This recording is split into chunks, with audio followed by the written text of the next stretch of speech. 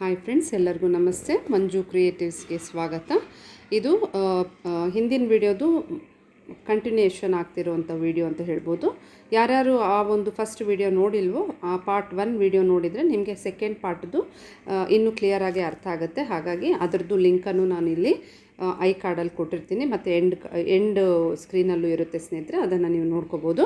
ಈ ಪಿಕಾಕ್ ಮೋಟಿವನ್ನು ಹೇಗೆ ಹಾಕೋದು, ಅದು ಫಿಲ್ಲಿಂಗನ್ನು ನಾನು ಇದರಲ್ಲಿ ಮುಂದುವರೆದ ಭಾಗವಾಗಿ ತೋರಿಸ್ತಾ ಇದ್ದೀನಿ. ಹಾಗಾಗಿ ಕೊನೆ ತನಕ ನೋಡಿ, ಮಧ್ಯದಲ್ಲಿ ಸ್ಕಿಪ್ ಮಾಡಿದೆ. ಯಾರ್ಯಾರು ಇನ್ನೂ ಸಬ್ಸ್ಕ್ರೈಬ್ ಮಾಡಿಲ್ವೋ ದಯವಿಟ್ಟು ಸಬ್ಸ್ಕ್ರೈಬ್ ಮಾಡಿ, ಹಾಗೆ ಪಕ್ಕದಲ್ಲಿರುವ ಬೆಲ್ ಬಟನ್ ಒತ್ತಿ. ಇದರಿಂದ ನಾನು ಹಾಕೋ ವಿಡಿಯೋದು ನೋಟಿಫಿಕೇಷನ್ ಆ ಕೂಡಲೇ ಬರುತ್ತೆ, ನೀವು ಮಿಸ್ ಮಾಡದೆ ಆ ವಿಡಿಯೋನ ನೋಡ್ಕೋಬೋದು. ಈಗ ಈ ಪಿಕಾಕು ಸ್ಯಾರಿನಲ್ಲಿರೋದನ್ನು ನಾನು ಬ್ಲೌಸಿಗೆ ಸೇಮ್ ಟು ಸೇಮ್ ಅದನ್ನು ಟ್ರೇಸ್ ಮಾಡಿ ಬರೆದಿದ್ದೆ. ಕೆಲವೊಂದು ಭಾಗಗಳನ್ನು ಫಿಲ್ ಮಾಡೋದು ಕಂಪ್ಲೀಟ್ ಆಗಿತ್ತು ಪಾರ್ಟ್ 1ನಲ್ಲಿ.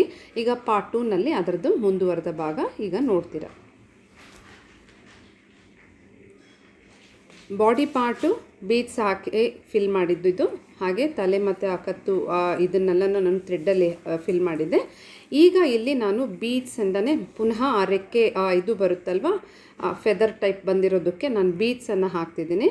ಯಾವಾಗಲೂ ನಾವು ಥ್ರೆಡ್ ಫಿಲ್ಲಿಂಗನ್ನು ಕೊಡ್ತಾ ಇರ್ತೀವಿ, ಆದರೆ ಇಲ್ಲಿ ಸ್ವಲ್ಪ ಭಿನ್ನವಾಗಿ ಕಾಣಲಿ ಅಂತ ಈ ಬೀಡ್ಸ್ ಬಂದು ನಾರ್ಮಲಾಗಿ ಶುಗರ್ ಬೀಡ್ಸಲ್ಲಿ ಅದನ್ನು ತೊಗೊಂಡು ಫಿಲ್ ಮಾಡ್ತಾ ಇರೋದು. ಲೈನ್ ಬೈ ಲೈನ್ ಹಾಕ್ತಾ ಇದ್ದೀನಿ.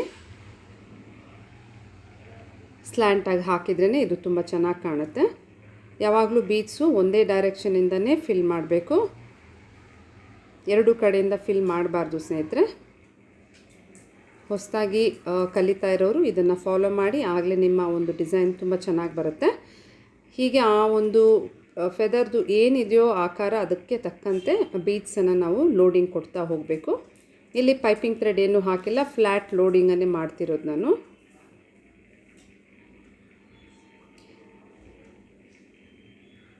ಇದರಲ್ಲಿ ಕೌಂಟೆಲ್ಲ ಇಲ್ಲ, ಎಷ್ಟಾಗುತ್ತೋ ಅಷ್ಟು ಬೀಡ್ಸನ್ನು ನಾವು ಹಾಕ್ಕೊಂಡು ಕೊನೆ ತನಕ ಬಂದಿದ್ದೀನಿ. ಈಗ ನೋಡಿ, ಆಲ್ಮೋಸ್ಟು ತುದಿಗಳಲ್ಲಿ ಬರ್ತಾ ಬರ್ತಾ ಸಂಖ್ಯೆ ಬೀಡ್ಸ್ದು ಕೌಂಟ್ ಕೂಡ ಕಡಿಮೆ ಆಗ್ತಾ ಇದೆ.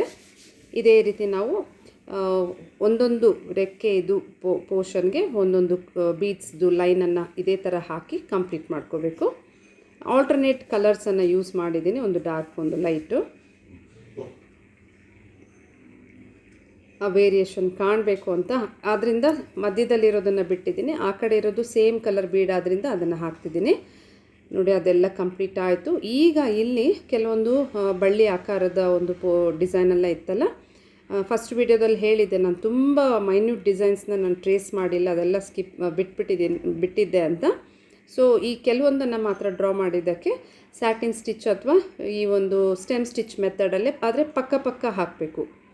ಸ್ಟೆಮ್ ಸ್ಟಿಚ್ ಏನಾಗುತ್ತೆ, ಕಂಟಿನ್ಯೂಷನ್ ಇರುತ್ತೆ, ಆದರೆ ಇದು ಸ್ವಲ್ಪ ಅಗಲಕ್ಕೆ ಬರಬೇಕಾದ್ರಿಂದ ಆಲ್ಮೋಸ್ಟ್ ಮುಕ್ಕಾಲು ಅಥವಾ ಹಾಫ್ ಪೋರ್ಷನ್ ಹಿಂದೆಯಿಂದ ಹೋಗಿ ನಾವು ಈ ಸ್ಟೆಮ್ ಸ್ಟಿಚ್ಚನ್ನು ಹಾಕಬೇಕು. ಗೋಲ್ಡ್ ಜರಿಯಲ್ಲಿ ಹಾಕ್ತಿದ್ದೀನಿ. ಇದೇ ರೀತಿ ಇನ್ನೊಂದು ಸುರುಳಿ ಏನಿದೆಯೋ ಅದೆಲ್ಲದಕ್ಕೂ ಇದೇ ಮೆಥಡಿಂದ ನಾನು ಒಂದು ಸ್ಟಿಚ್ಚನ್ನು ಹಾಕಿ ಕಂಪ್ಲೀಟ್ ಮಾಡ್ತೀನಿ.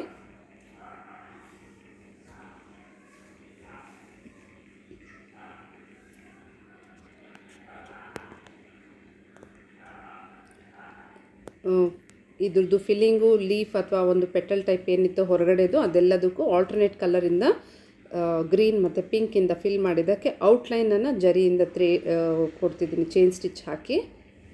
ಶಾರ್ಪ್ ಎಡ್ಜು ಬರೋ ಥರ ಹಾಕಬೇಕು, ಆಗಲೇ ಇದ್ರದ್ದು ಲುಕ್ಕು ಚೆನ್ನಾಗಿರುತ್ತೆ. ಥ್ರೆಡ್ ಫಿಲ್ಲಿಂಗಲ್ಲಿ ಏನಾದರೂ ಮಿಸ್ಟೇಕ್ ಮಾಡಿದ್ರೂ ಔಟ್ಲೈನ್ ನಾವು ಕೊಡುವಾಗ ಶಾರ್ಪು ಈ ಥರ ಬರೋ ಥರ ನೋಡ್ಕೊಂಡು ಹಾಕಿದ್ರೆ ತುಂಬ ಚೆನ್ನಾಗಿ ಡಿಸೈನು ಚೆನ್ನಾಗಿ ಕಾಣುತ್ತೆ. ಅದಕ್ಕೋಸ್ಕರ ಅದನ್ನು ಫಾಲೋ ಮಾಡಬೇಕು ಯಾವಾಗಲೂ.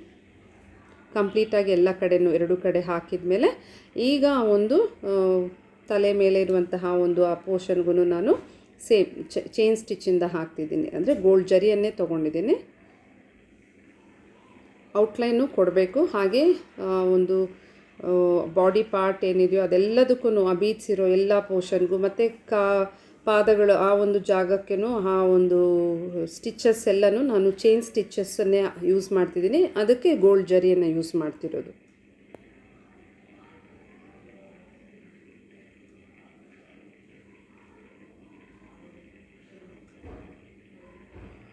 ಯಾವುದೇ ಒಂದು ಪ್ಯಾಟರ್ನ್ ಹಾಕಿದರೂ ಕಂಪಲ್ಸರಿ ಔಟ್ಲೈನ್ ಕೊಡಲೇಬೇಕು.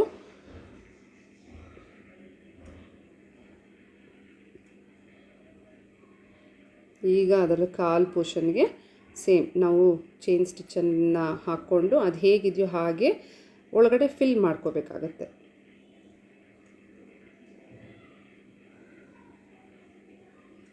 ನೋಡಿ ಈಗ ನಾನು ಫಿಲ್ಲಿಂಗ್ ಕೊಡ್ತಿದ್ದೀನಿ ಅಲ್ಲಿ.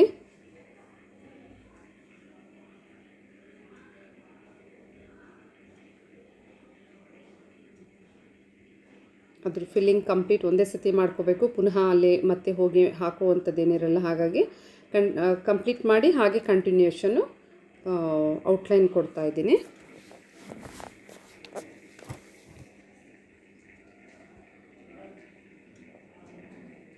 ಆ ಫೆದರ್ಸ್ ಎಲ್ಲ ಇತ್ತಲ್ಲ ಅದೆಲ್ಲದಕ್ಕೂ ಒಂದೊಂದಕ್ಕೂ ನಾವು ಔಟ್ಲೈನ್ ಬೀಡ್ಸ್ ಏನು ಹಾಕಿದ್ವೋ ಅದೆಲ್ಲದಕ್ಕೂ ಔಟ್ಲೈನ್ ಕೊಡಬೇಕು.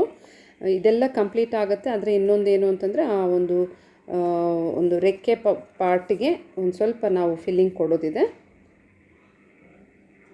ಎಲ್ಲದಕ್ಕೂ ಔಟ್ಲೈನ್ ಕೊಟ್ಟು ಮುಗಿಸ್ಕೊಳ್ಳೋಣ. ಈಗ ಇಲ್ಲಿ ಸ್ವಲ್ಪ ಗ್ಲೂ ಅಂಟಿಸಿ ಬಿಡೋದಿದೆ, ಹಾಗಾಗಿ ಅದೆಲ್ಲ ಗ್ಲೂ ಹಾಕಿ ಅಂಟಿಸ್ತಾ ಇದ್ದೀನಿ. ಕುಂದನ್ಸನ್ನು ಇದು ಸ್ವಲ್ಪ ಡ್ರೈ ಆಗೋದಕ್ಕೆ ಟೈಮ್ ತೊಗೊಳ್ಳೋದ್ರಿಂದ ಅದನ್ನು ಅಂಟಿಸಿ ಬಿಟ್ಬಿಟ್ರೆ ಬೇಗ ಡ್ರೈ ಆಗುತ್ತೆ. ಆಮೇಲೆ ನಾವು ಅದಕ್ಕೆ ಔಟ್ಲೈನನ್ನು ಕೊಟ್ಟು ಫಿನಿಶಿಂಗ್ ಕೊಡಬೇಕು.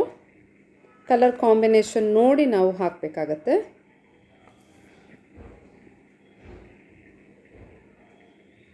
ಒಂದು ಲೇಯರು ಪಿಂಕ್ ಹಾಕಿದ್ದೀನಿ, ಇನ್ನೊಂದು ಔಟ್ ಲೈನ್ಗೆ ಅಥವಾ ಲೇಯರ್ಗೆ ನಾರ್ಮಲ್ ಒಂದು ವೈಟ್ದು ಬರುತ್ತಲ್ಲ ಅದನ್ನು ಯೂಸ್ ಮಾಡ್ತಿದ್ದೀನಿ. ಕುಂದನ್ಸು ತಿಲಕದ ಶೇಪ್ ಕುಂದನ್ನು.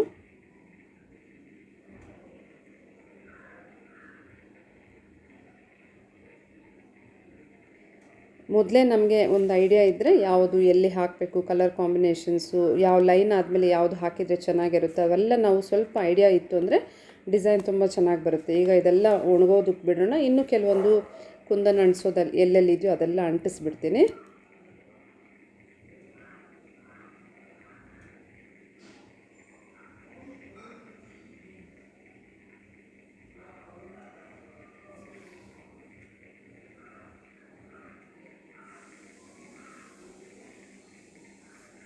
ಇದು ಒಂದು ಫ್ಲವರ್ ಪೆಟಲ್ ಇದಕ್ಕೋಸ್ಕರ ಕುಂದನ್ಸ್ ಹಾಕಿದ್ದೀನಿ.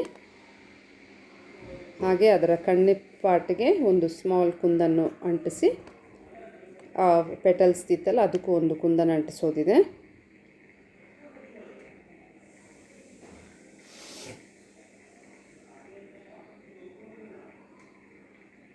ಈಗ ಇದೆಲ್ಲ ಕಂಪ್ಲೀಟ್ ಆಯಿತು. ಆಗಲೇ ಇನ್ಕಂಪ್ಲೀಟ್ ಇದೊಂದು ಇತ್ತಲ್ವ ಒಂದು ಫೆದರು ಆ ರೆಕ್ಕೆ ಇದಕ್ಕೆ. ಈಗ ಅದನ್ನು ನಾನು ರಿಂಗ್ ನಾಟ್ ಅಥವಾ ಚಲ್ಲ ವರ್ಕ್ ಅಂತೀವಲ್ಲ ಆ ಮೆಥಡಿಂದ ಫಿಲ್ ಮಾಡ್ತಿರೋದು. ಇದು 6 ಎಳೆ ದಾರ ಪೋಣಿಸ್ಕೊಂಡಿದ್ದೀನಿ, ಪಿಂಕ್ ಕಲರನ್ನು ತೊಗೊಂಡಿರೋದು.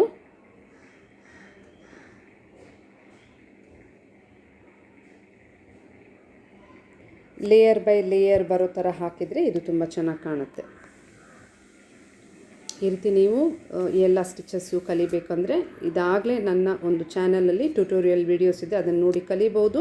ಇಲ್ಲ ಇನ್ನೂ ಚೆನ್ನಾಗಿ ಕಲ್ತ್ಕೋಬೇಕಂದ್ರೆ ನಮ್ಮ ಆನ್ಲೈನ್ ಕ್ಲಾಸ್ಗೆ ಜಾಯ್ನ್ ಆಗ್ಬೋದು.